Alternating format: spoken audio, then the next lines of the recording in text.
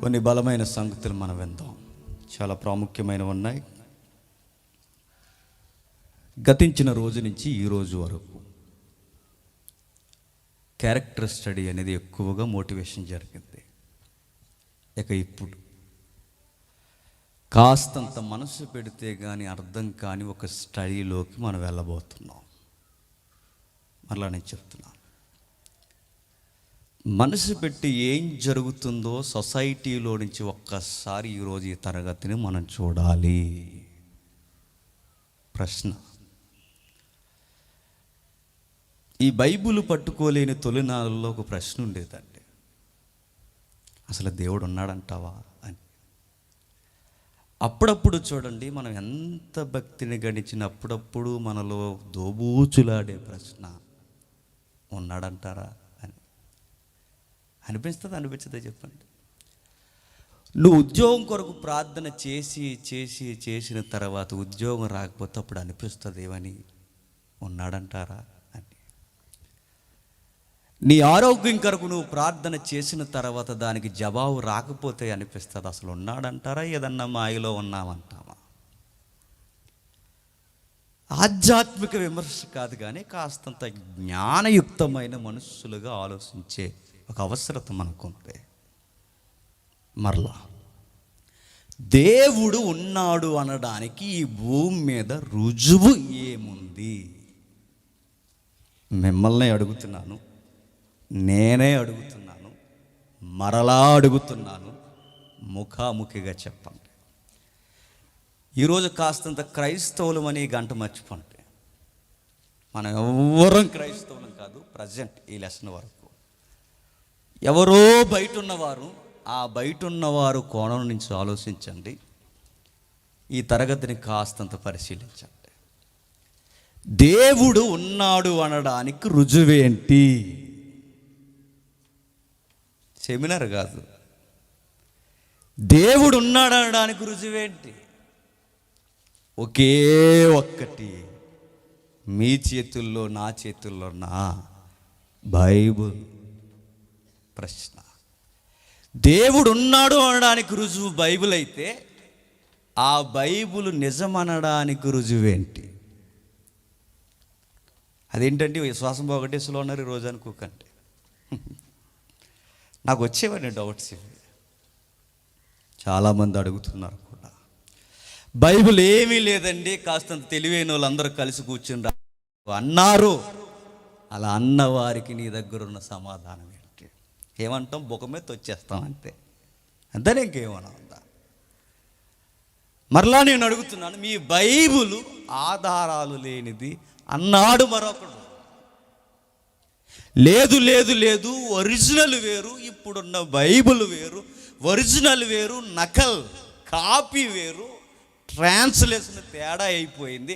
Original ఎప్పుడో మట్టికి పోయింది. ఇప్పుడు అబద్ధాల పుస్తకాన్ని మీరు చదువుతున్నారయ్యా అని చెదపురుగుల్లా మన బుర్రలు తినేసేవారు సొసైటీలో లేరా?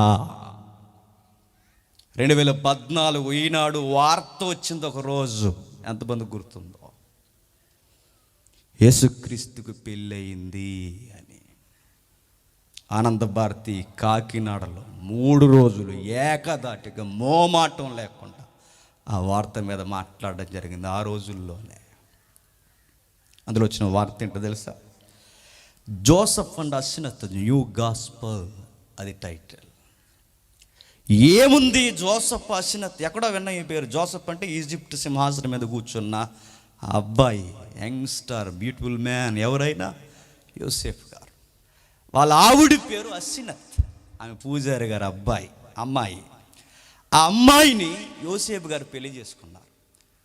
దీనిలో కోడింగ్ ఉందట, డీకోడింగ్ ఉందట. బాగా వినాలి, ఈ పదాలు మీరు సరిగ్గా వినకపోతే ఈరోజు మీకు మలయాళం పిక్చర్ ఏదో చూస్తున్నట్టే ఉంటుంది.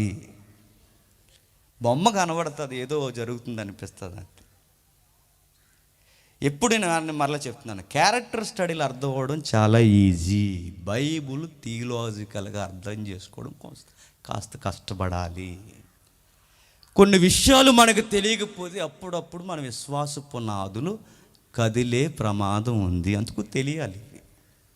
అందుకే అసలే టైటిల్ వేసాంగా national bible seminar. National bible seminar అని మనం పిలుస్తాం. నేషనల్ వేజ్ వచ్చారు నైస్గా, అందరూ చాలా రకరకాల ఏరియాల నుంచి వచ్చారు. మరి బైబుల్ సెమినార్ అన్నప్పుడు ఈ బైబిల్ ఏంటో మనకు తెలియాలి కదా. దేవుడు ఉన్నాడు అనడానికి అర్థం ఒకే ఒక్కటి బైబిల్ అయితే, ఈ బైబిల్ వాస్తవం అనడానికి రుజువేంటి? ఒకడన్నాడు దేవుడు లేడన్నాడు, మరొకడు అన్నాడు ఉన్నాడన్నారు. నేను అడుగుతున్నాను, నువ్వేమంటావు? నేను ఉన్నానని అంటాను కనుక ఈరోజు ఇక్కడికి వచ్చాను అంటావు, అంతేనా? ఇప్పుడు మరలా అడుగుతున్నాను, దేవుడు ఉన్నాడు ఉన్నాడు అన్నవాడు లేడన్నవాడు ఇద్దరిలో ఎవరు తెలివైన వారు చెప్పండి. మరలా అడుగుతున్నాను మిమ్మల్ని. ఉన్నాడని ఉన్నవానికి అనుకూలంగా బతకలేని వాడు తెలివైనోడా, లేడని వాడికి అనుకూలంగా వాడికి నచ్చినట్టు బతికేవాడు తెలివైనోడా చెప్పండి. ఎవడు తెలివైనోడు? ఆడే తెలివైనోడు. ఉన్నాడని నమ్మి ఉన్నవాడిని పట్టించుకోవట్లేదంటే ఉన్నాడన్న నమ్మకం నీకు లేదు సరిగ్గా. లేడన్న వాడికి మొత్తానికి లేడు గనక, ఉన్నది నేనే అనుకున్నాడు గనక, ఆ ఉన్నవాడు వాడే గనక వాడికి నచ్చినట్టు వాడు బతుకుతున్నాడు, తప్పులేదు. మరి ఉన్నాడు అనుకున్నాం కనుక బైబిల్ పట్టుకుని ఇక్కడ వరకు వచ్చాం. ఈ బైబిల్ నిజమనడానికి వాస్తవం ఏమిటి? మరలా ఈ ఇద్దరిలో ఎవరు తెలివైన వారంటే ఒకరోజు ప్రశ్న వచ్చిందట. ఇలా నేషనల్ ఈవెంట్ ఒకటి జరుగుతుంది ఒకరోజు. అలాంటి ఈవెంట్ జరుగుతున్న టైంలో అలాంటి ప్రాంగణంలో ఒక ప్రశ్న వచ్చింది. ఆ ప్రశ్న ఏంటంటే, ఇద్దరిలో ఎవరు తెలివైనారు? ఎవడు తెలివైనడు కాస్త వినండి. ఎవరు తెలివైనడంటే, ఆస్తికుడా నాస్తికుడా, దేవుని నమ్మినవాడా దేవుని నమ్మనివాడా? ఎవడు తెలివైన వాడంటే దేవుని నమ్మిన వాడే తెలివైన వాడని తేలుద్ది. ఎట్లా అంటే, దేవుడు లేడు లేడు లేడు లేడని చెప్పుకుని ఒకరోజు చచ్చిపోయిన తర్వాత ఆడికి దేవుడు కనబడితే ఏమైపోతాడు? అయిపోతాడు. దేవుడు లేడు లేడు లేడు అనుకున్నవాడు చనిపోయిన తర్వాత వాడికి దేవుడు కనబడితే వాడి పరిస్థితి మరలా వాడికి అవకాశం ఉందా? లేదు. దేవుడు ఉన్నాడని, ఆయన కొరకు బతకాలని, ఆయన కొరకు జీవించాలని, అలా జీవించి జీవించి చచ్చిపోయిన వాడికి దేవుడు కనబడితే వాడికి ఏమైనా నష్టం ఉందా? లేదు. రెండో ఆప్షన్, దేవుడు ఉన్నాడు ఉన్నాడు ఉన్నాడు అనుకుని చనిపోయిన వాడికి దేవుడే లేకపోతే నీ ఉనికే లేకపోతే ఇక నష్టం ఏమన్నా ఉందా? ఎవడు బెస్ట్, ఎవడు మెచ్యూరిటీ చెప్పండి. లేడన్న వాడికి ఉంటే ప్రమాదం, లేడన్న వాడికి ఏమీ లేకపోతే ఏ గొడవ లేదు, ఇక నువ్వే లేవు. తేలిన ఫలితార్థం ఏంటంటే, ఈ వాదోపవాదాల వెనక అర్థం మనకు తెలియాల్సింది. ఒకవేళ ఆయన ఉన్నాడా లేదా? ఉన్నాడు అనడానికి రుజువు ఇది మాత్రమే. మరలా చెప్తున్నాను, ఇది మాత్రమే. ఇక మిగిలినవన్నీ పుక్కిట పురాణాలే. మిగిలినవన్నీ చరిత్రకు ఆధారాలు లేనివే. మిగిలినవన్నీ రాసి కల్పించిన కథలే. అది గ్రీకు పురాణాలు మొదలుకొని ఇక్కడ వరకు ఉన్న చెప్పిన చందమామ కథల వరకు ప్రతిది పుక్కిట పురాణమే. మరి ఇది వాస్తవం అనడానికి బైబిల్ తనను తాను ఏమన్నా నిరూపణ చేసుకుంటుందా? ఎస్, ఇది చేసుకుంటుంది. ఇది సైలెంట్గా ఉండే పుస్తకం కాదు. నిజంగా ఇది అర్థమైపోతే ఈ రోజు నుంచి మీరు ఎక్కడ పెట్టరు, ఏ గుండెలకు పెట్టుకుని తిరుగుతుంటారు. ఏమైంది చూద్దాం బైబిల్ గురించి. తిమోతికి రాసిన 2వ పత్రిక. కొన్ని పదాలు మనకు అవసరం. బైబిల్ దేవుని వలన వచ్చిందా? ఇది దేవుని వలనే రాయబడింది అయితే దీనికి రుజువులేంటి? తిమోతికి రాసిన 2వ పత్రిక 3వ అధ్యాయం. తిమోతికి రాసిన 2వ పత్రిక 3వ అధ్యాయం. స్టడీ క్లాస్ అండి, మరలా చెప్తున్నాను. ఇది పరిశోధన తరగతి, కాస్తంత మనసు పెట్టి వినండి. 3వ అధ్యాయం 16వ వచనం.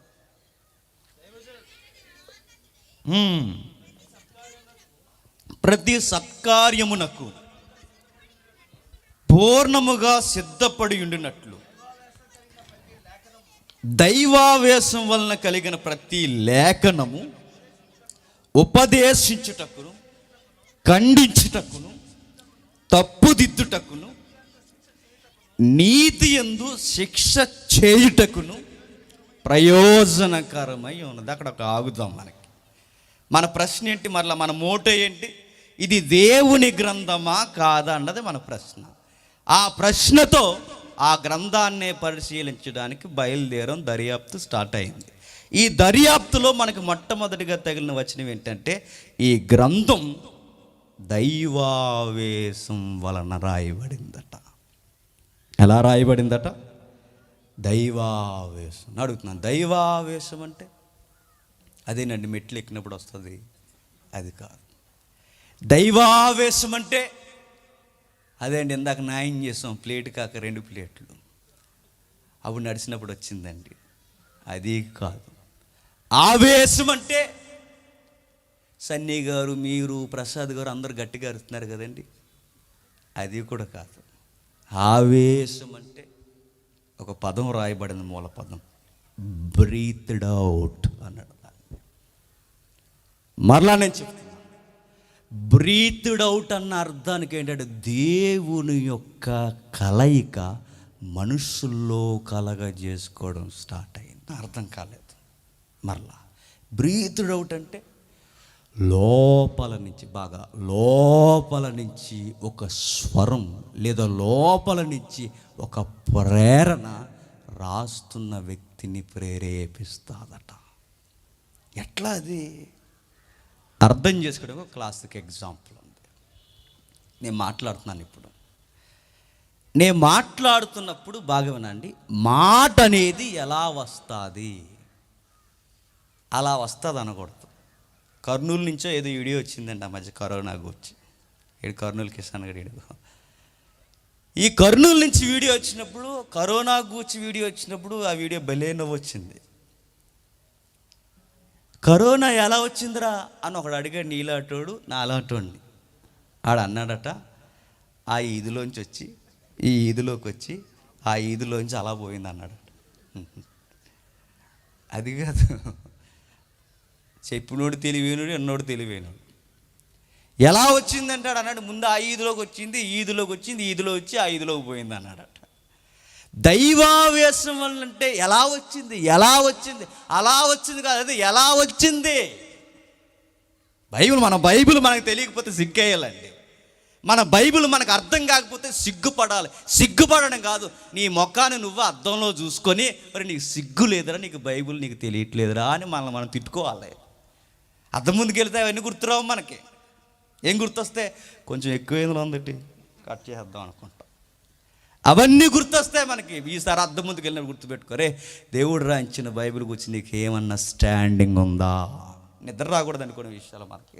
బైబిల్ చదివేటప్పుడు ఎలా ఉన్నా చెప్పినా, అది నాకు ఎందుకు అర్థం అవ్వట్లేదు అనిపించాలి.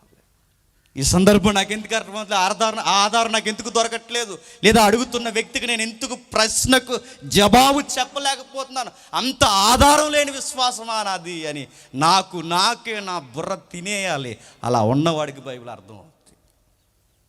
చదువుదాం, అర్థం చేసుకుందాం. దైవావేశం వలన కలిగింది. బ్రీత్డ్ అవుట్ అంటే ఒక గాలి అనే పదాన్ని ఉపయోగించారు, కంఠస్వరం అన్నారు.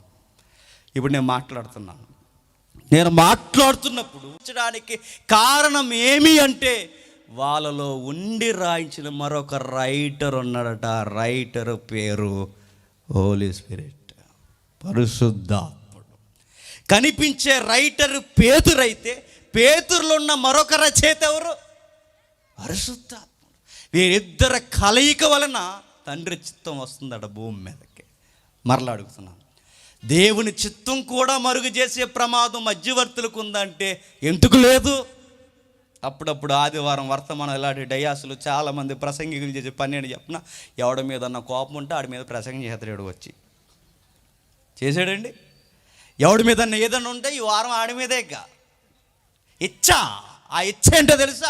అతనికి నచ్చింది చెప్పుకోవడం. దైవజనులు మన ఇష్టాలు పక్కన పెట్టకపోతే దేవుని ఇష్టాన్ని పక్కన పెట్టేసి మన ఇష్టాలు లాక్కుంటే దైవావేశం పోద్ది, మానవ ఆవేశం వస్తుంది. మానవ ఆవేశంతో మానవ మాటలు మాట్లాడతాం. ఆ పనికి రాని మాటలు మనుషులను రెచ్చగొడతాయి తప్ప దేవుని కొరకు ప్రేరేపించవు. మరి దేవుని కొరకు ఆ దేవుని ఆవేశం నాలోకి రావాలి అంటే సూత్రం ఉంది. ఆ సూత్రం ఒకే ఒక్కటి, నా ఇచ్చపోవాలి, ఆయన ఇష్టం ఇక్కడికి రావాలి. అప్పుడు ఆయన ఆవేశం నాలో నుండి బయటికి వస్తుంది. అది రైటింగ్ అయినా ప్రసంగమైనా ఏదైనా ఆయనలో నుంచి వచ్చినది నేరుగా సమాజాన్ని తాకుతుందట. మనుషులు ఇచ్చవలని రాయలేదు. ఇచ్చవలంటే ఇది రాసేస్తే బాగుంటుంది, ఇక్కడ ఈ ఎగ్జాంపుల్ ఉంటే బాగుంటుంది, వీళ్ళకి ఇలాంటి కౌంటర్ వేస్తే బాగుంటుంది, మన పలానా వాడు ఆ కొరిందీలో ఇలా వాగాడు, వాడు నోరు మూర్చడానికి ఈ మాట మాట్లాడితే బాగుంటుందని ఇలా సెట్ చేసుకుని రాసుకుని రాలేదట పేతురు కానీ పౌలు కానీ. వాళ్ళకు ఒక బాధ ఉండిపోయింది సంఘాల పట్ల, వాళ్ళకు ఒక ఇబ్బంది ఉండిపోయింది సంఘాల పట్ల. ఆ ప్రేరణ దేవుడు ఉపయోగించుకుని రాయించాడంటే పరిస్థితులను బట్టి ఆయనకు లోబడ్డారు, ఆ పరిస్థితులను బట్టి ఆయన ప్రేరేపించాడు, ఆ పరిస్థితులను బట్టి రాయడం జరిగిందట. ఇంకా ఎలా అర్థం చేసుకోవాలి ఈ బైబిల్ అంటే మరొక మాట అర్థం చేసుకోవడానికి కాస్తంత ముందుకెళ్తాం. బైబిల్ ఒకసారి ఒక పుస్తకంలోనికి వెళ్ళినప్పుడు మనకు చాలా విచిత్రమైన వచనం మనకు కనబడుతుంది. చూద్దాం, మరలా వద్దాం ఒకసారి. ఎబ్రీలకు రాసిన పత్రిక, అపోస్తుడైన పౌలు ఎబ్రీలకు రాసిన పత్రిక. పౌలు అని అంటారు వాడికగా పండితులందరూ. 6వ అధ్యాయం 18వ వచనం. ఎబ్రీలకు రాసిన పత్రిక 6వ అధ్యాయం 18వ వచనం.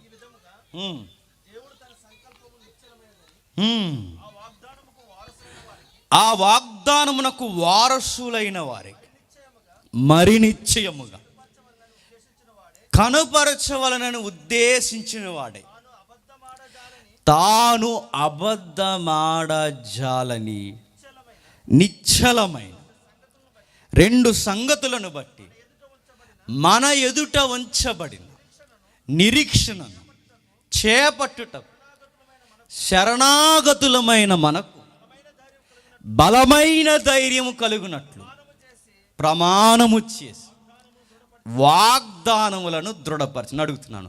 ఈయన ప్రమాణము చేసి మన నిరీక్షణ కలగ చేయడానికి, దేవుని యొక్క వ్యక్తిత్వం అబద్ధమాడరానిదని చెప్పడానికి ఇప్పుడు ఈ పదాలన్నిటికీ రుజువేంటి? Bible, according to Bible.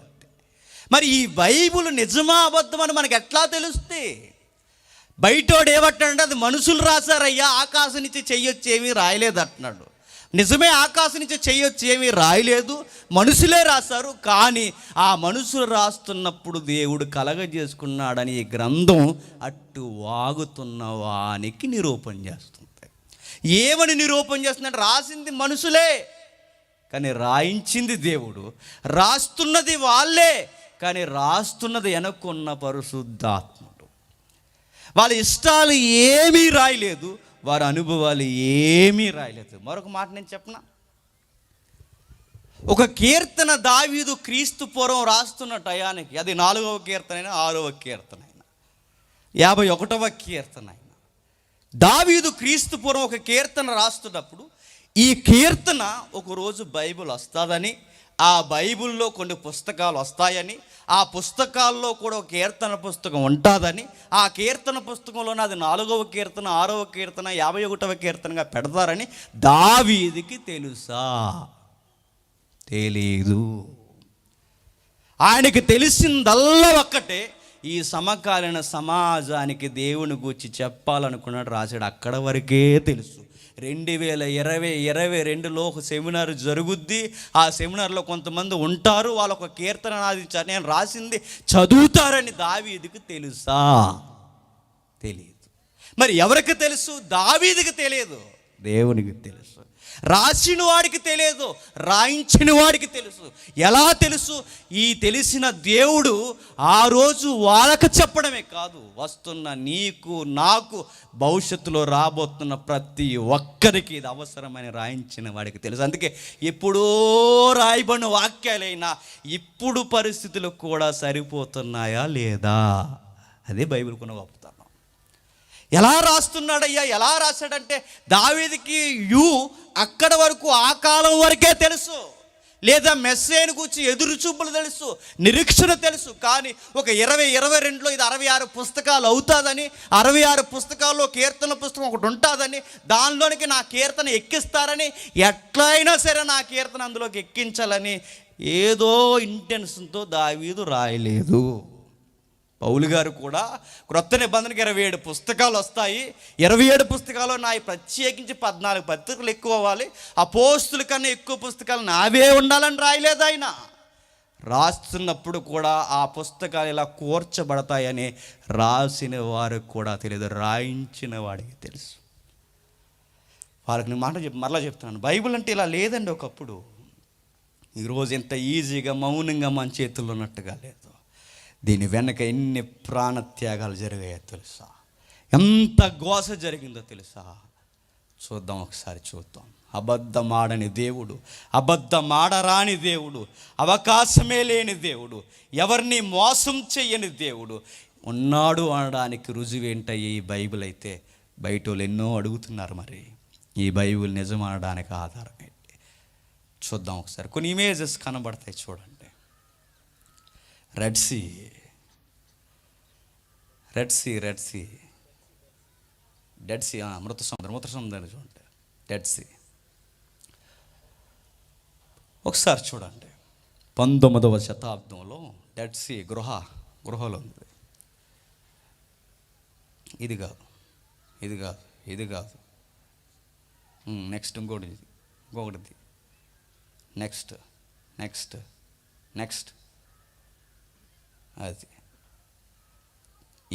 అది ఒరిజినల్. అది మీరు చూడండి. మృత సముద్రం దగ్గర ఒక గృహం ఉందట. 19వ శతాబ్దంలో గొర్రెలు కాస్తున్న కాపరి గొర్రెలను కాస్తున్నాడు, గొర్రె తప్పుకుందని రాయి ఇసిరాడట.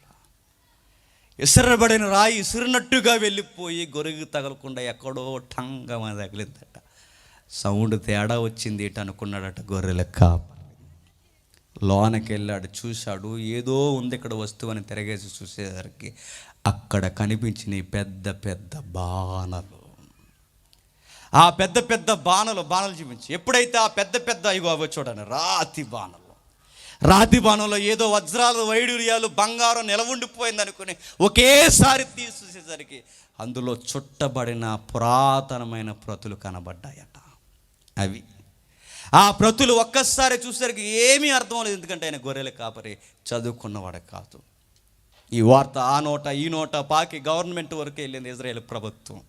ఎప్పుడైతే ఇజ్రాయేల్ ప్రభుత్వం వరకు వెళ్ళిందో ఆ ప్రభుత్వం వారు వెంటనే పురావస్తు శాస్త్రవేత్తలు పంపించారు. ఎప్పుడైతే పురావస్తు శాస్త్రవేత్తలు వచ్చిన వెంటనే దాన్ని తిరగేసి ఏ ప్రతులు ఇశ్రాయేలు యొక్క రాజులకు సంబంధించిన ఏమైనా రికార్డెడ్ డాక్యుమెంట్స్ దొరికాయా, లేక దేశ సార్వభౌమ అధికారానికి ముందస్తుగా ఏమన్నా దాచుంచారా, లేదా నైసర్గిక స్వరూపం డాక్యుమెంట్లో లింక్డ్ డాక్యుమెంట్స్ ఏమన్నా మన దేశ భూభాగానికి వచ్చి ఏమన్నా దొరికాయా, లేకపోతే విలువైన ఈ పత్రాలలో ఏమన్నా రహస్యమైన సమాచారం ఈ మానవాళికు ఉండిపోయిందని పురావస్తు శాస్త్రవేత్తలు ఎప్పుడైతే దాన్ని తీసి పరిశీలించారో ఒక్కసారి ఆశ్చర్యపోయిన మాట ఏంటంటే అవి సాక్షాత్తు బైబిల్ అలా ఉండేదా? ఎస్, అలాగే ఉండేది. మరి ఇదేంటిది? ఇది బైబిలే. మరి అదేంటది? అది బైబిలే. మరి ఆ బైబిలా ఈ బైబిలా? ఈ రోజుకి నీకు ఈ బైబిలే, ఒకరోజు దీని ఒరిజినల్ మూలాలు ఆ బైబిల్.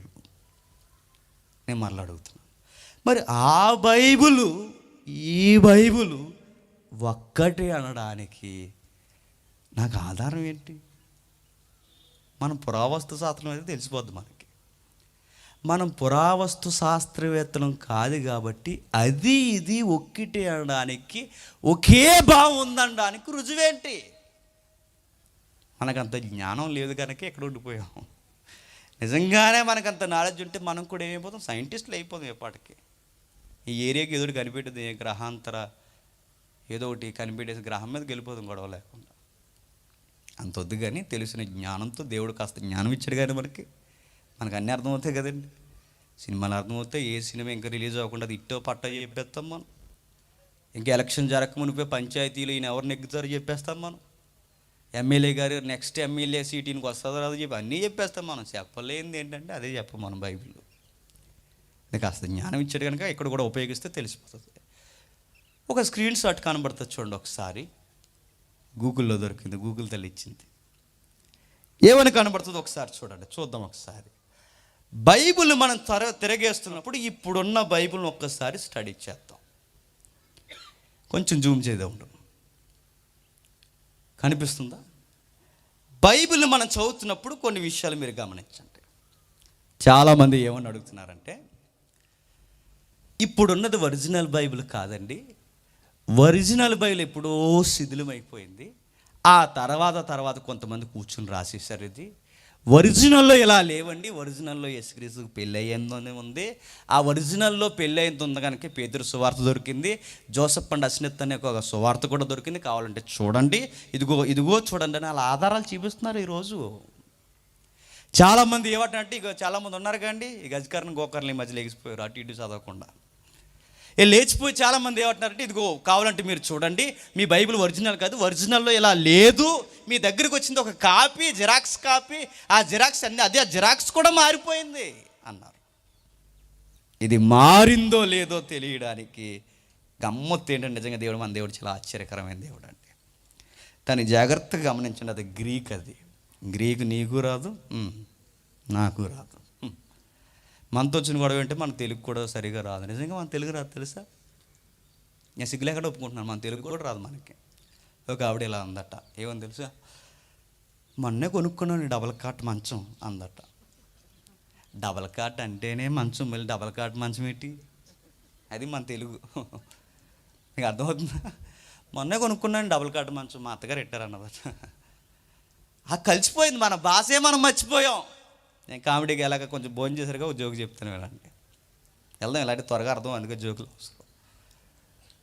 మా ఊరు ఒక ఆవిడ కోవైట్ వెళ్ళింది.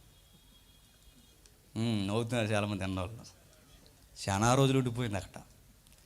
ఉండిపోయి కొన్ని సంవత్సరాల తర్వాత ఇంటికి వచ్చేసింది.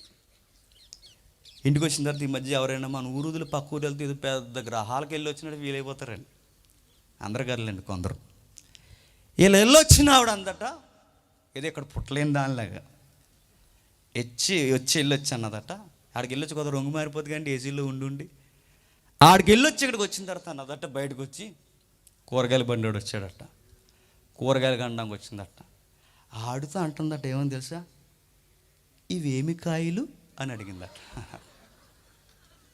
అలా ఆయనకి మద్దతు ఎవరికి? ఇది మా ఆవిడ ఎలా అయిపోయింది. అవేమి కాయలు ఇవేమి కాయలు అని అడుగుతుందట. ఇలా ఆయన చెడు కాయలా ఏంటి ఎలా అయిపోయావు? నీకు బెండకాయలు కూడా తెలియదు? సరే కాయలు ఏంటో నీకు చెప్తాను, లోపల రా అన్నాడట. అప్పుడప్పుడు చూడండి, మనం మర్చిపోయి మన భాష కూడా మర్చిపోయి యాక్టింగ్ మనం చేస్తుంటాం. కొన్నిసార్లు నిజంగానే మనకు భాష రాదు మనకి. అయితే మనకు గ్రీకు రాదు, నీకు రాదు, నాకు రాదు, కానీ ఒక కోడింగ్ ఇచ్చారు చూడండి. అక్కడ ఒక కోడింగ్ ఇచ్చాడు, ఒకసారి ఇమేజ్ పెడతాం.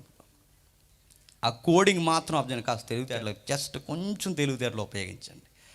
అక్కడ 4 లైన్స్, కొంచెం జూమ్ చేయండి, 4 లైన్స్ కరెక్ట్గా. 4 లైన్స్ చూడండి, బండ గుర్తు చూడండి, బండ గుర్తు అంతే ఇంకేమొద్దు ఎక్క. 4 గ్రీక్ లైన్స్ ఉన్నాయి చూడండి. 4 గ్రీక్ లైన్స్ ట్రాన్స్లేషన్ బాగా. ఒరిజినల్కి నకలకి ఎక్కడెక్కడ తేడాలు జరిగాయో ఒకసారి మీరు చూడండి.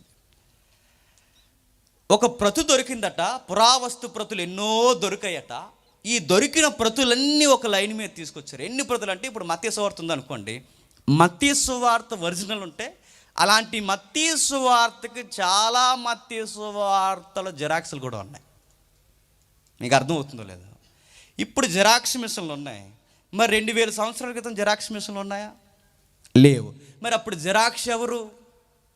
మనుషులే జిరాక్స్ మిషన్లు అప్పుడు. అంతే. వాళ్ళని శాస్త్రులు అంటారు, ట్రాన్స్లేటర్స్ అంటారు. వీళ్ళు ఏం చేసేవారంటే, ఒరిజినల్ కాపీ ముందెట్టుకుని, ఆ ఒరిజినల్ కాపీ ముందెట్టుకుని దానికి నకల్, కాపీ, జిరాక్స్ అలా మక్కి అక్షరం అలా రాసేవారట. ఫస్ట్ లైన్ అంతా ఒక్కలాగే ఉంది, 2వ లైన్ కూడా ఒక్కలాగే ఉంది, 3వ లైన్ కూడా ఒక్కలాగే ఉంది, 4వ లైన్లో ఏదో ఒక అక్షరం మిస్ అయింది చూడండి. అక్షరం ఏంటని అడగండి, అది గ్రీక్. అది ఏదో ఒక అక్షరం 5 అక్షరాల్లో ఒక అక్షరం పోయింది, 4 అక్షరాలు మాత్రమే ఉన్నాయి. ఇంకా కొంచెం జూమ్ తగ్గించు తమ్ముడు, ఇంకా కొంచెం జూమ్ తగ్గించు. ఇలా చివరికి రండి. ఆ పదాల కూర్పు అలా వస్తున్నప్పుడు మీరు చూడండి, ఎక్స్ట్రాగా ఒక పర్యాయ పదం కలిసింది. మీకు అర్థమవుతుందా? ఒరిజినల్కి నకలకి ఎక్కడెక్కడ తేడాలు జరిగాయంటే తేడాలు ఏమీ జరగలేదు. ఒత్తులు పడాల్సిన దగ్గర ఒత్తులు పడలేదు, పదాల దగ్గర కొన్ని పర్యాయ పదాలు పెరిగాయి అంతే. అంతకు మించి భావం పోయింది ఏమీ లేదు. బైబిల్లో తప్పులున్నాయన్న ప్రతి తప్పుడు వ్యక్తికి తెలుసుకోవాల్సిన, ప్రతి ఒక్కడు గమనించాల్సిన మాట ఏంటో చెప్పనా, ఒరిజినల్లో తప్పులు లేవు. మరి ఎక్కడ తప్పులు జరిగాయి? తప్పులు అని కూడా అనకూడదు, అది ట్రాన్స్లేషన్ కనుక, మనుషులు కనుక తర్జుమాలు జరుగుతున్నప్పుడు ఒత్తులు ఆడాల్సిన దగ్గర ఒత్తులు పడలేదు, అక్షరాలు పడాల దగ్గర అక్షరాలు పడలేదు. కొన్ని ఏరియాలను బట్టి పదాలు మారతాయి, కొన్ని ఏరియాలను బట్టి పదాలు కలపబడతాయి. తప్పు కనుకోకుండా ఎగ్జాంపుల్ చెప్తాను. తెలంగాణలో బాగా వినండి, తెలంగాణలో ఒక పదం ఉపయోగిస్తారు, తప్పుగా అనుకోవద్దు. దొబ్బే అంటారు. చూడండి, దొబ్బే అంటే అక్కడ దొబ్బే అని ఏంటి, పోరా అని దొబ్బేసాడురా అంటాం మన ఆంధ్ర రాష్ట్రంలో. ఇక్కడ దొబ్బేయడం అంటే ఏంటి, చెప్పులట్టిపోయాడు. మీకు అర్థమవుతుందా? ఇక్కడ దొబ్బే అనే పదం మారిపోయింది. అక్కడ దొబ్బే అంటే పొమ్మని, ఇక్కడ దొబ్బే అంటే అది అటుకెళ్ళిపోరా అని.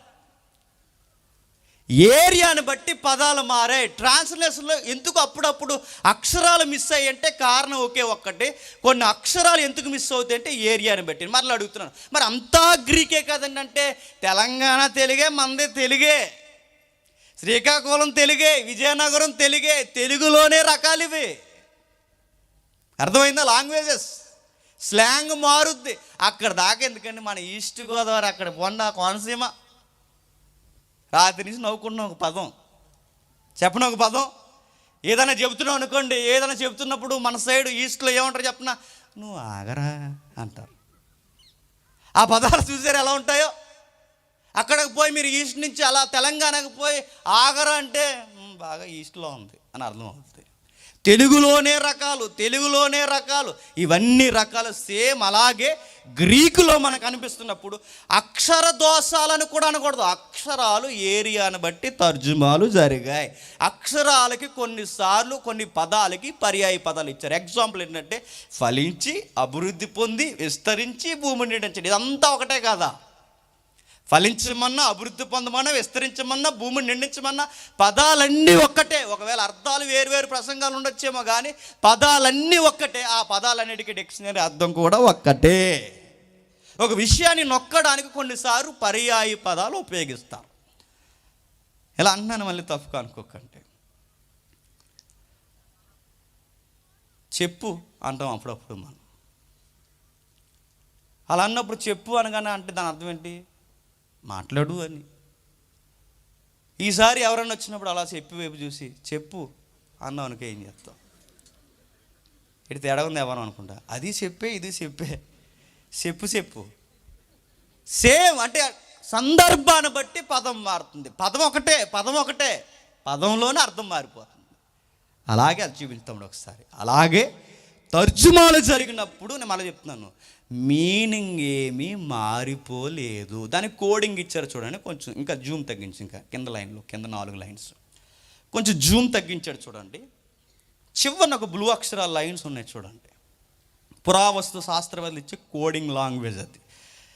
MSS big W, MSS small W, MSS small T. ఇవన్నీ ఏంటంటే ఒకే భాష. ఈ భాష ఏరియాను బట్టి కొన్నట పెద్ద అక్షరాలతో రాయబడిన లైన్స్ ఉన్నాయట, కొన్ని చిన్న అక్షరాలతో రాయబడిన లైన్స్ ఉన్నాయట, మరీ వాడుక భాషలో రాయబడిన భాషలు ఉన్నాయట. అంటే దొరికిన ప్రతుల్లోనే ఏరియాని బట్టి రాసిన ప్రతులు దొరికాయట. ఆశ్చర్యపోయిన మాట ఏంటంటే పదాలు వేరువేరుగా పర్యాయ పదాలు కనిపిస్తున్నా, అక్షరాలు అక్కడక్కడ మిస్ అవుతున్నా, మీనింగ్ ఎక్కడ మిస్ అవ్వలేదని సైంటిస్టులు ఆశ్చర్యపోయారట. మరో మాట చెప్పనా, ఆ దొరికినవి ఏవైతే ఆ కుండల్లో దొరికిన ప్రతులు ఉన్నాయో, ఆ ప్రతులు తెచ్చి ప్రస్తుతం మన దగ్గర ఉన్న బైబిల్ ఏదైతే ఉందో, ఈ బైబిల్ అలా పెట్టి మత్తయి సువార్త మనకు దొరికింది కదా, సేమ్ అలా ఉందా లేదని తిరగేస్తే ఆశ్చర్యపోయి కొల్లి ఎరుపెక్కిపోయే మాట అని చెప్పనా, అర్థాలు ఎక్కడా మారిపోలేదట. సైంటిస్టులు అనుకున్నారు ఇది నిజముగా దైవ గ్రంథమే అని. ఎక్కడికి పోయినా పురాతనమైన చదువుతున్న ఈరోజు మన చేతుల్లో ఉన్న దీనికి దానికి పెద్ద తేడా ఏమీ లేదట. ఎక్కడ ఏమీ కనిపించలేదట. ఆ రోజు తర్జుమాలు జరుగుతున్నప్పుడు కూడా ఎంత జాగ్రత్తగా వారు తర్జుమా చేశారో చెప్పిన, లైన్ బై లైన్. ఎక్కడ కామా పెట్టాలో అక్కడే కామా పెట్టడం, ఎక్కడ ఫుల్ స్టాప్ పెట్టాలో అక్కడే ఫుల్ స్టాప్ పెట్టడం. ఒకవేళ ఎక్కడైనా తప్పు జరిగిందో తర్జుమా చేసే ట్రాన్స్లేటర్స్ ఏం చేస్తాడో తెలుసా, వెంటనే వాళ్ళు స్నానం చేసి ప్రార్థన చేసుకుని, దేవా ఇది యెహోవా దైవ గ్రంథం అని మాకు తెలుసు, తప్పు అయిపోయింది ప్రభువా క్షమించమని మరలా అదంతా కొట్టేసి మరలా రాసేవారట. బాధపడ్డే మాట కూడా చెప్పనా, ఒరిజినల్ చూసి తర్జుమా రాస్తున్నప్పుడు తర్జుమాదారులు ఎవరైతే ఉన్నారో, ఈ తర్జుమాదారులు కనీసం వాళ్ళ స్త్రీల దగ్గర కూడా ఆ టైంలో పోయేవారు కాదట. ఈ మాట అర్థం అవ్వాలండి. ఆ టైంలో వారు సంసార జీవితాలు కూడా దూరంగా ఉండేవారట. స్నానం చేసి మళ్ళీ ఉతికిన బట్టలే వేసుకుని, ఎందుకు చెప్పినా, ఒకవేళ స్నానం చేయకుండా ఇటు సిర్రపర్లాడుతూ ఒకవేళ ట్రాన్స్లేషన్ చెప్తే ఇలా గోక్కుంటూ పొరపాటున అంత ట్రాన్స్లేషన్ తేడా జరిగిపోయిందో బతుకులు పోతాయని ఇది దేవుని గ్రంథం అని చెప్పి తలక్ స్నానం చేసి మరి కూర్చునేవారట. స్త్రీల దగ్గర కూడా పోకుండా, ఎందుకో చెప్పిన, ఆ టెంప్టేషన్లో ఈ తర్జుమా ఏమన్నా తేడా జరుగుద్దేమని అక్కడ కూడా చాలా ఎంత శ్రద్ధ తీసుకుని తప్పులు ఏమైనా జరిగితే మరలా అంతా కొట్టేసి అక్షరం అక్షరం అక్షరం అక్షరం అక్షరం రా.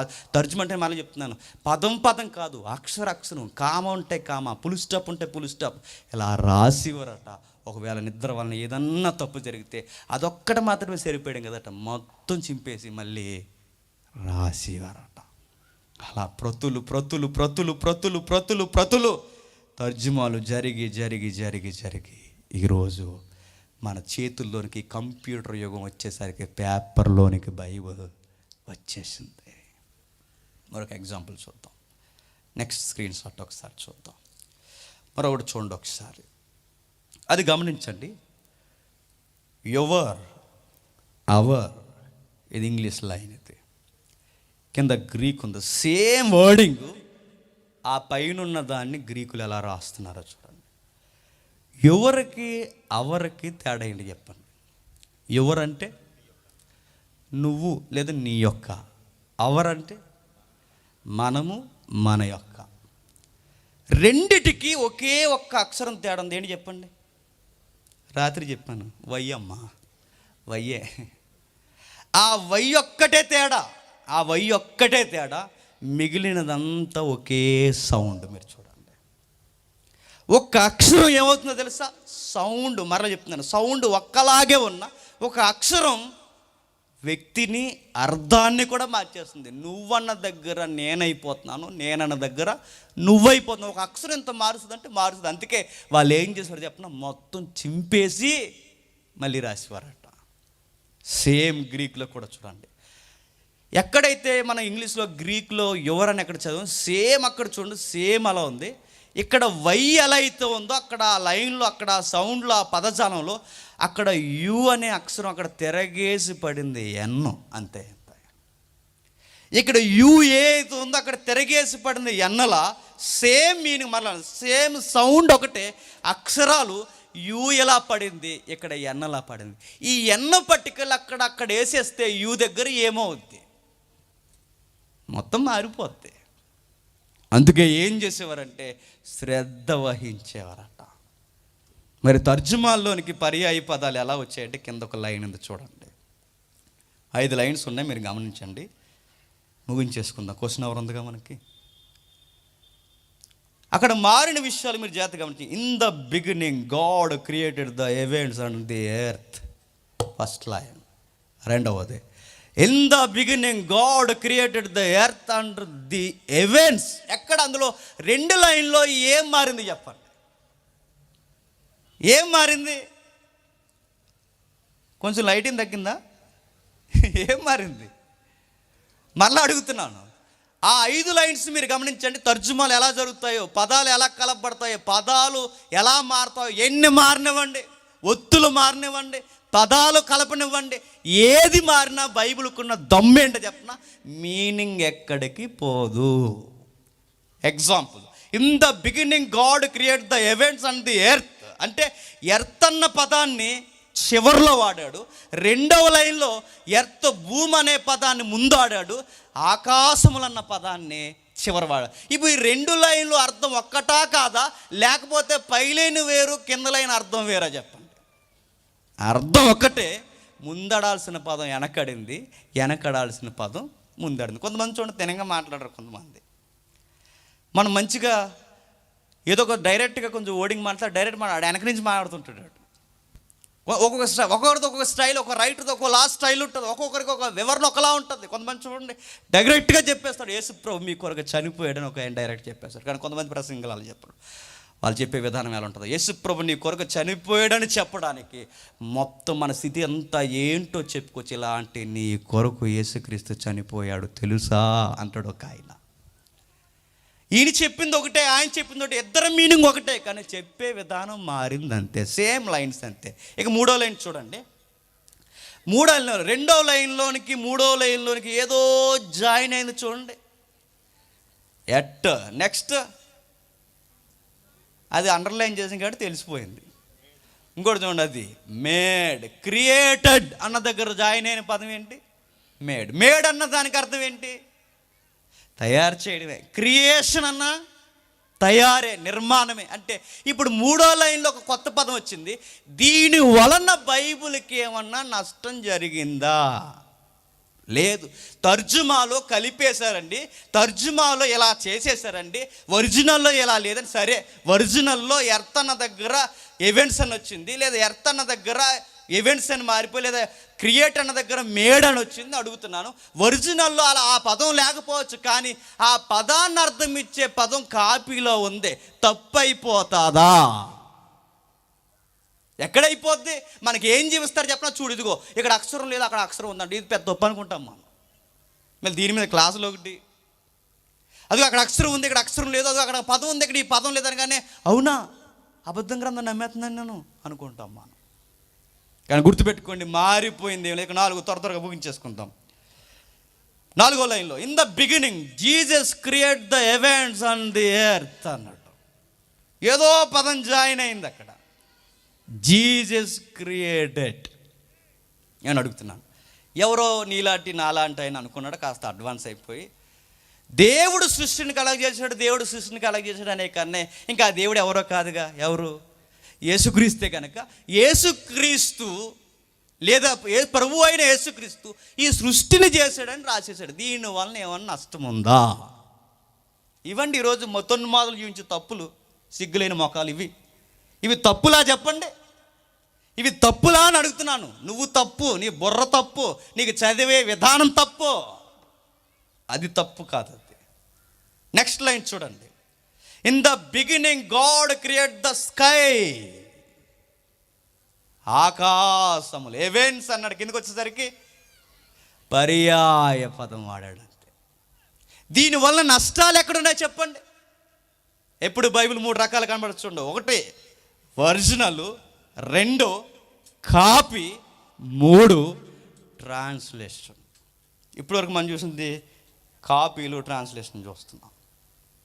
మాట్లాడుతున్నాం. తర్జుమా అన్న పదానికి అర్థం ఏంటంటే, మన బైబిల్ మీ దగ్గర ఉందిగా, ఒకసారి అలా చూడండి. ముందుకు వెళ్ళేసరికి ఒక పదం మనకు కనబడుతుంది, ఆదిమ ఎబ్రి గ్రీకు భాషాంతరము అని. ఒరిజినల్ ఏంటట? ఆదిమ ఎబ్రి గ్రీకు. దాని నుంచి తర్జుమా చేయబడిన గ్రంథమే తెలుగు. ఈ తెలుగులో కొన్ని పదాలు కలపొచ్చు, కొన్ని ఒత్తులు తగ్గొచ్చు, కొన్ని పదాలు అక్షరాలు సైలెంట్ చేయబడవచ్చు. ఆ మాత్రం దానికి దాని అర్థం ఎక్కడ కోల్పోదు. ఎందుకంటే ఇజ్రాయేలు పలికే విధానం వేరు, భారతీయులు పలికే విధానం వేరు కనుక ఏరియాను బట్టి సౌండ్లు అనేవి మారతాయి. దీనిని బట్టి బైబిల్ తప్పు అని అంటున్నామంటే మనల్ని ఏమనాలి చెప్పండి? బైబిల్లో తప్పులు ఉన్నాయి అంటే ఏం తప్పులు ఉన్నాయి? ఏ తప్పులు లేవు, ఒత్తులు తప్పు వచ్చినాయేమో అంతే. ఇక మరలేక నేను ముగిస్తాను. ఇక మరొక మాట కూడా అంటారండి. ఈ మధ్య కొత్త సువార్త మాకు దొరికింది, అది పేతురు సువార్త. ఆ పేతురు సువార్తలో ఏమని రాయబడిందంటే యేసుప్రభు కాశ్మీర్ వచ్చాడని రాయబడింది. కావాలంటే రుజువు చూడండి. ఈడ న్యూస్, ట్రెండ్ న్యూస్ అని న్యూస్లో వస్తున్నాయి. ఈ మధ్య చదువుతున్నారు అప్పుడప్పుడు. కొత్త సువార్త ఒకటి దొరికిందని. కొత్త సువార్తలో ఏం చూపిస్తున్నారంటే, కొత్త సువార్తలు ఇదిగో ఆ సువార్తలో యేసుప్రభు సమాధి ఇంకా రోమన్ క్యాథలిక్ దేవాలయం కింద ఉందని అందులో ఉందట ఏదో సువార్త.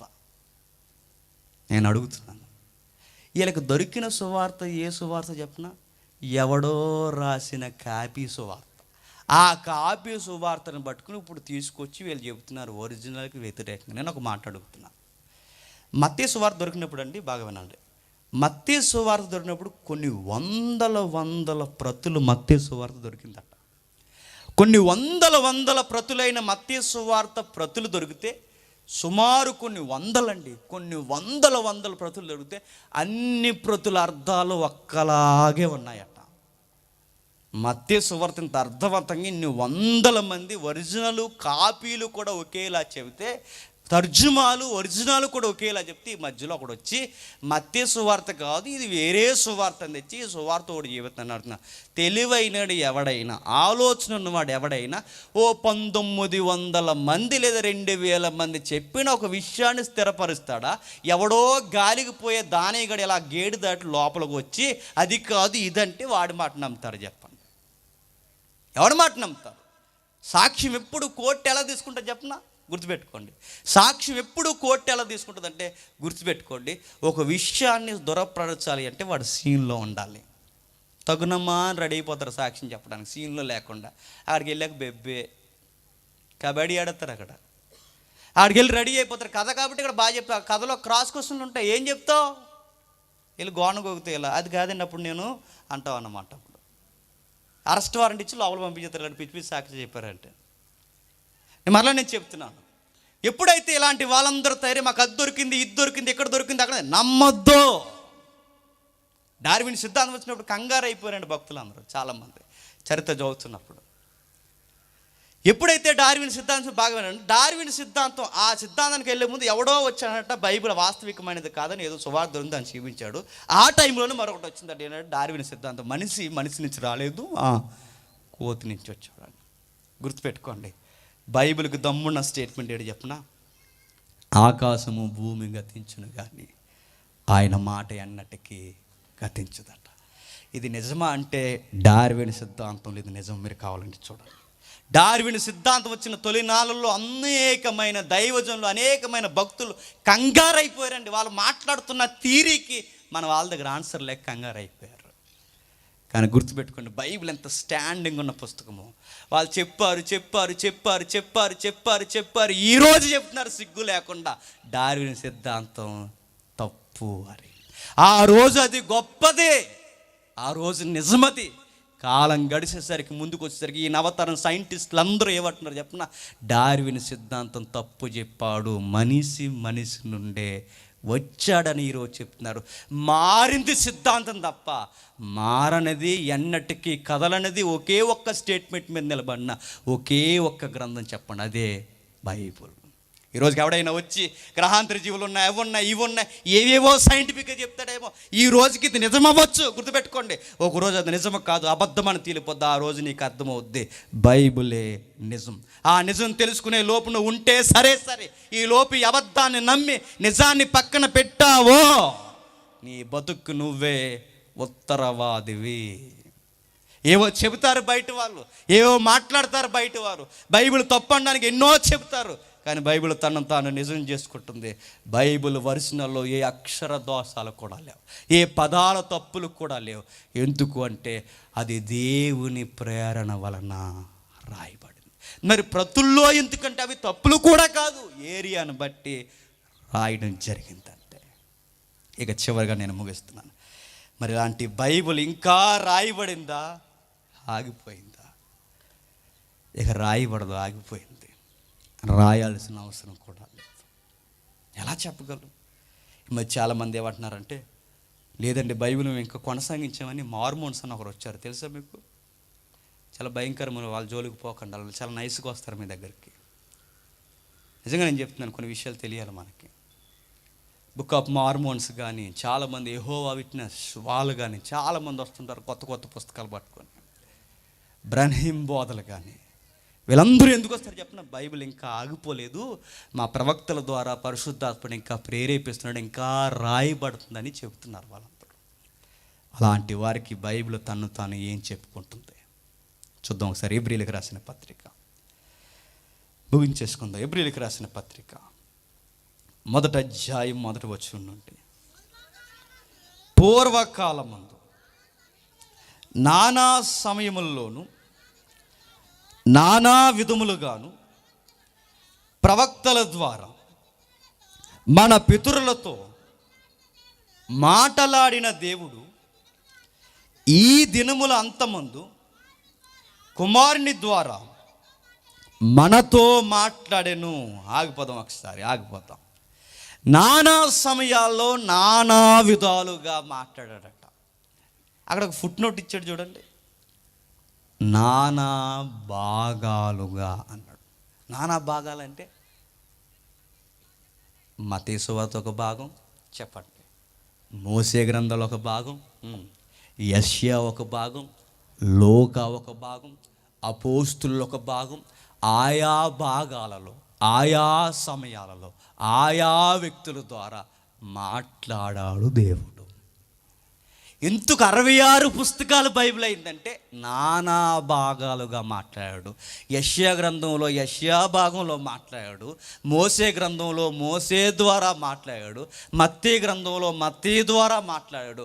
ఆ కాలాల్లో ఆ భాగాలు ఆయా కాలాల్లో ఆయా సమయాల్లో మాట్లాడాడు. మరి ఈ కాలమందు ఎబ్రీ పత్రిక రాసే సమయానికి అన్నాడు.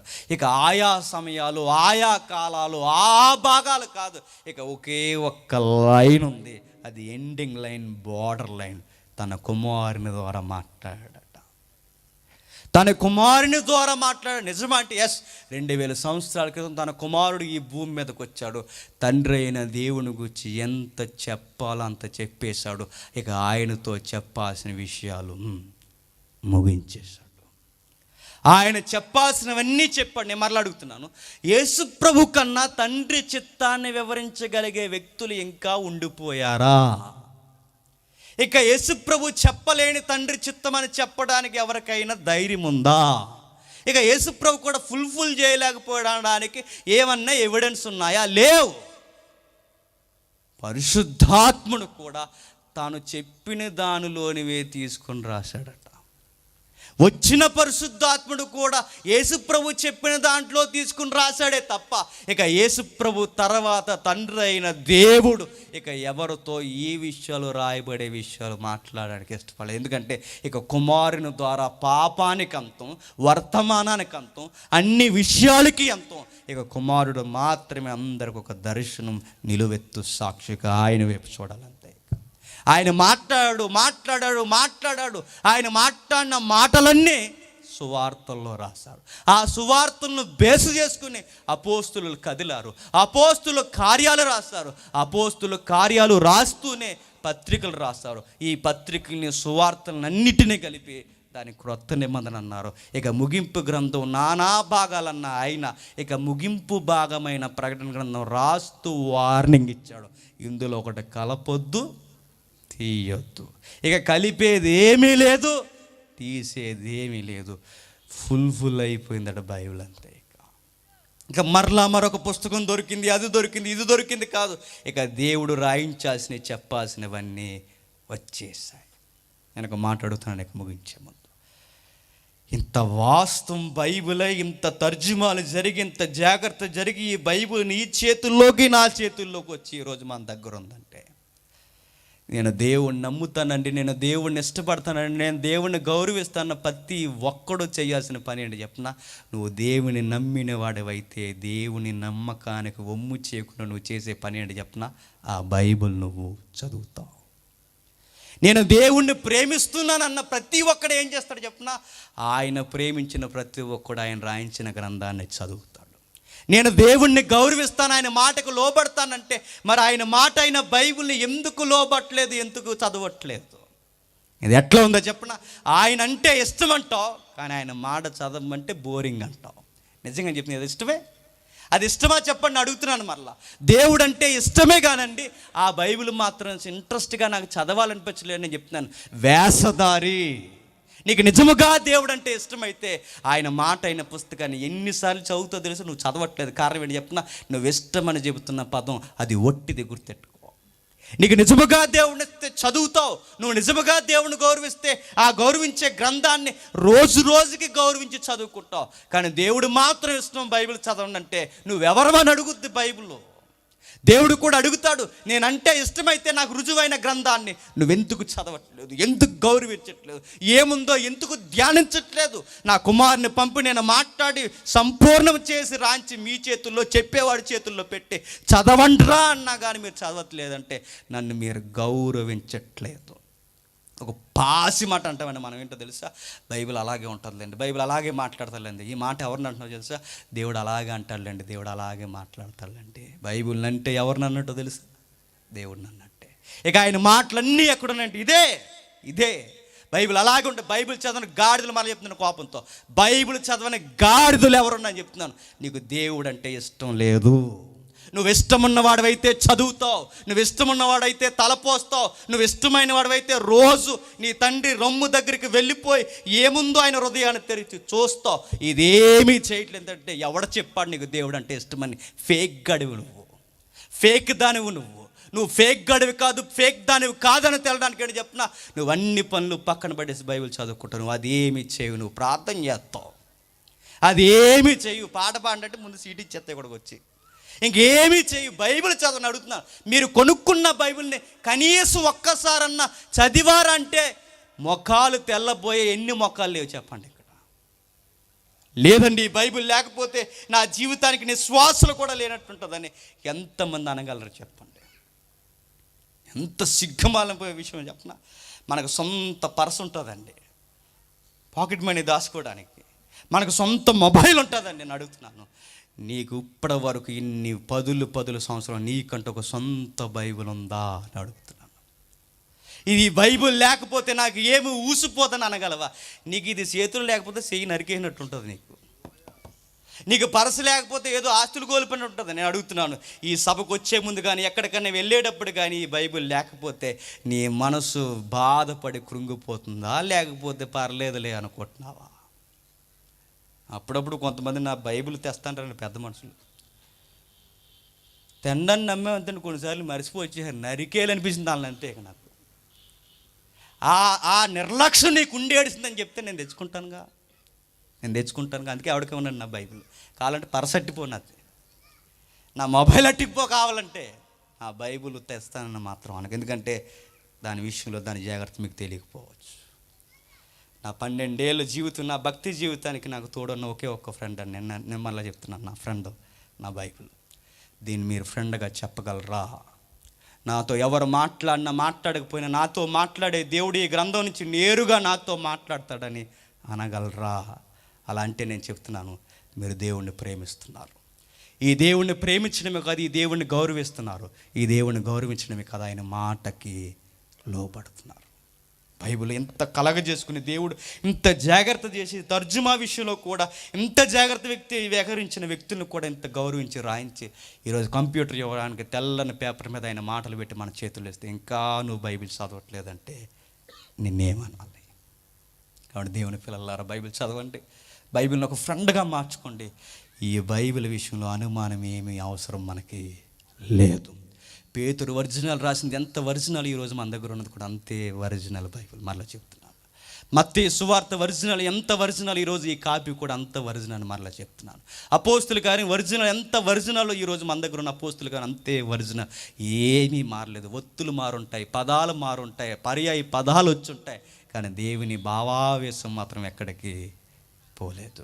మరలా నేను చెప్తున్నాను, ఈ బైబిల్ను అనుమానించాల్సిన విషయం ఏమీ లేదుగాక లేదు. ఈరోజు నిజంగా నీకు బైబిల్ అర్థమైతే నువ్వు నేను చేయాల్సిన మాట ఒకే ఒక్కటి, ఈరోజే దేవునికి మాట ఇవ్వండి. దేవా, బైబిల్ ఎంత తక్కువగా చూస్తున్నానయ్యా, నేను నీ మాటలు అతిక్రమించట్లేదు అనడానికి నాకు ఒకే ఒక్క గుర్తు లైన్ ఉంది. పౌలు గారు కొరింథీయులకు రాస్తూ అంటాడు, లేఖనములను అతిక్రమింపకూడదు అంటాడు ఆయన. చాలామంది అంటారండి, పిచ్చి ప్రశ్న, అపోస్తులు ఎలా బతుకుంటారంటావు అంటారు. ఎలా బతుకుంటారు? కొరింథీయులకు రాసిన మొదటి పత్రిక 4వ అధ్యాయం 6వ వచనంలో ఉంటుంది, లేఖనముల యందు రాసి ఉన్న సంగతులు అతిక్రమించకూడదని అర్థమైందంటే ఎవరికి? అపోస్తులకి. రాయబడిన సంగతులు, లేఖనాలు. పౌలు టయానికి లేఖనాలు ఏంటి చెప్పండి? పాత నిబంధన. ఈ టయానికి మన లేఖనాలు ఏంటి చెప్పండి? పాత నిబంధన, క్రొత్త నిబంధన. ఇవి మన ముందున్న మన అడుగు జాడలకి ఒక టార్చ్ లైట్ లాంటివి. ఇది వేసుకుని మనం నడుచుకుంటూ వెళ్ళిపోవాలట. చివరిగా నేను ముగించేస్తాను, ఇక నిజంగా ముగించేస్తాను, ఒట్టే చెప్తాను, ముగించేస్తాను. ఇక జాన్ కెనడీ అన్న ఆయన బైబిల్కి వచ్చి మంచి స్టేట్మెంట్ ఇచ్చాడు. ఆయన ఏమన్నాడంటే, మన సమస్యలకు సమాధానం బైబిల్లో ఖచ్చితంగా దొరుకుతుందట. ఎట్లా దొరుకుద్దంటే, ఇప్పుడున్న నీ సమస్య ఏదైతే బాధపడుతున్నావో ఇది బైబిల్లో ఎక్కడో దిక్కున ఎవరికో జరిగిన సమస్య రాయబడి ఉంటుంది, జాగ్రత్తగా చదువు అన్నాడు. నిజమేనండి, నేను అలా చెబుతున్నాను.